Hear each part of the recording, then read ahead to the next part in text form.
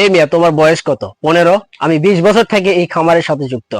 তো ভাই, আমি ক্ষুদ্র মানুষ, আমার ক্ষুদ্র জ্ঞান আমি চেষ্টা করি আপনাদের মাঝে শেয়ার করার জন্য। চেষ্টা করি একদম গ্রামের প্রান্তিক লেভেলে যে খামারিগুলো আছে, যারা একটা অথবা দুইটা গরু দিয়ে শুরু করেছে, অথবা পড়াশোনার পাশাপাশি অথবা চাকরির পাশাপাশি যাদের স্বপ্ন আছে বড় ধরনের খামার তৈরি করা, কিন্তু একটা দুইটা গাভী থেকে আপনারা শুরু করেছেন, তাদের জন্য আমার কথাগুলা বা আমার ভিডিও করার সার্থকতা।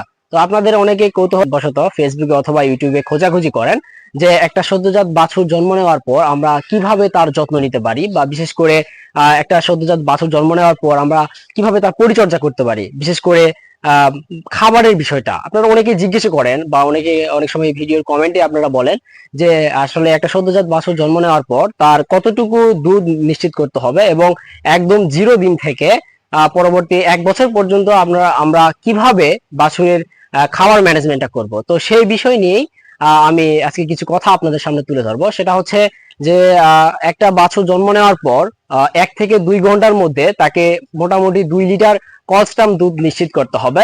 এবং সচরাচর আমাদের খামারটা হয় দুই ভাবে, একটা হচ্ছে লাভজনক খামার, আর একটা হচ্ছে পরিবারের চাহিদা মেটানোর জন্য একটা খামার। আমরা মূলত একটা বা দুইটা গাভী পালি। আমাদের বাড়ির কিছু ধানের কুড়া এবং চালের গুঁড়া, বিশেষ করে রান্নাঘরে উচ্ছিষ্ট খাবার দিয়ে আমরা চেষ্টা করি আমাদের যাদের একটা বা দুইটা গাভী আছে মোটামুটি পালন করার। তো আমরা কিন্তু সেভাবে তাকে ম্যানেজমেন্ট করতে পারি না। আমাদের বাড়িতে যাদের একটা দুইটা গাভী আছে আমরা কিন্তু সেভাবে ম্যানেজমেন্ট করতে পারি না।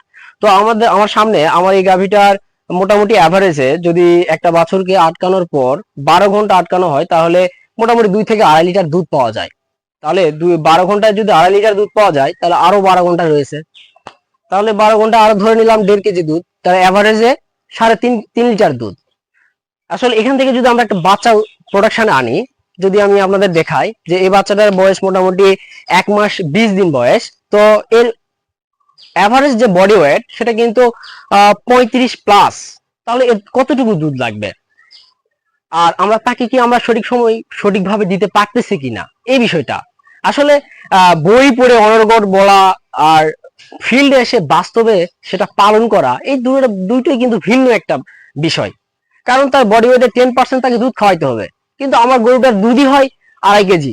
সে ওভারঅলে 3 থেকে 12 সপ্তাহের মধ্যে তার ওয়েট চলে আসবে আমি আশা করি 50 থেকে 55 কেজি। তাহলে কি আমরা তাকে সেভাবে দুধ খাওয়াইতে পারতেছি বা কিনে খাওয়াচ্ছি? বরং এটা না করে আমরা যে আমাদের এই গাভীটা 2.5 কেজি দুধ দেয়, আমরা কি করি, এটা গোয়ালেকে দিই। এটাকে গোয়ালাকে দিয়ে অবশিষ্ট যতটুকু দুধ রয়ে যায় সেটা আমরা মূলত বাছুরের জন্য রাখি।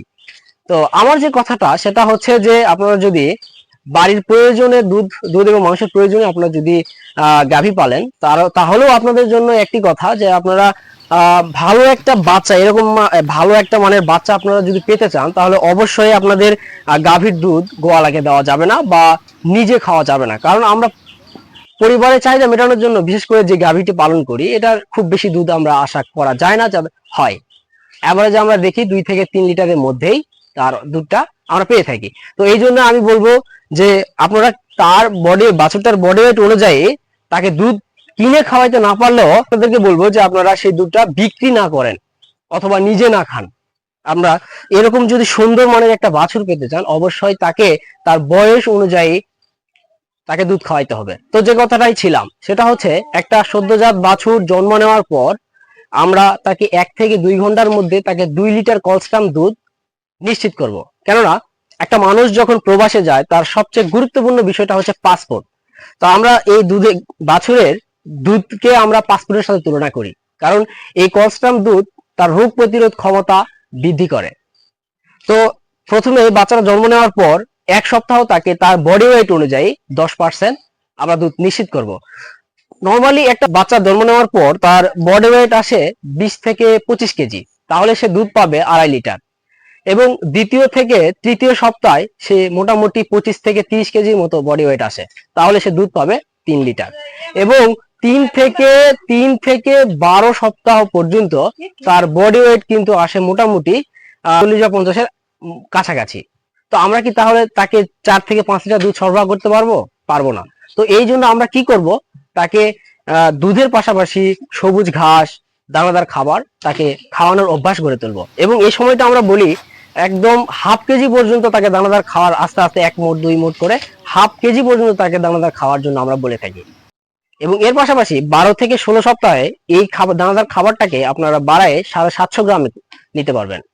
এবং এর পাশাপাশি কাঁচা ঘাসটাকে প্রয়োজন মতো বাড়াইতে পারেন 2 থেকে 3 কেজি। তো এরপরে 16 থেকে আপনারা 36 সপ্তাহ পর্যন্ত এখানে সেই দানাদার খাবারটাকে প্রায় 1 কেজিতে নিয়ে যেতে পারবেন।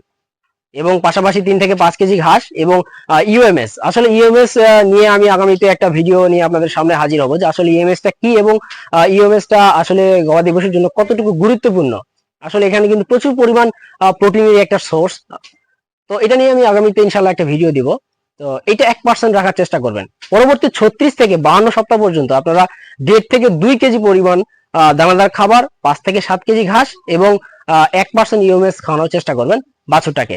তো আমি যেটা বলি সেটা হচ্ছে যে প্রথম 1 সপ্তাহ থেকে 36 সপ্তাহ পর্যন্ত একে কাউচ স্টার্টার যে দানা খাবারটা আছে এটা আপনারা খাওয়ানোর চেষ্টা করবেন। এরপরে আপনারা যেটা চেষ্টা করবেন সেটা হচ্ছে নিজে হাতে দানাদার খাবার তৈরি করে তাকে খাওয়ানোর জন্য।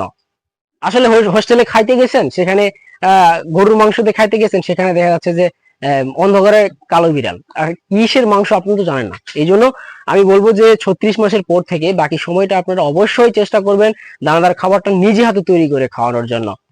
তো খামারি বন্ধুরা, আমি আপনাকে বলবো না যে আমার ফেসবুক পেজটিকে ফলো দিতে, কারণ জোর করে আসলে ভালোবাসা আদায় করা সম্ভব না। তবে এরকম যদি খামারের তথ্যবহুল ভিডিও পেতে চান অবশ্যই কমেন্টে জানাবেন। এবং সবচেয়ে ভালো যেটা হয় সেটা বন্ধুদের মাঝে শেয়ার করে দিবেন। তো আজকে এই পর্যন্ত, সুস্থ থাকবেন, ভালো থাকবেন।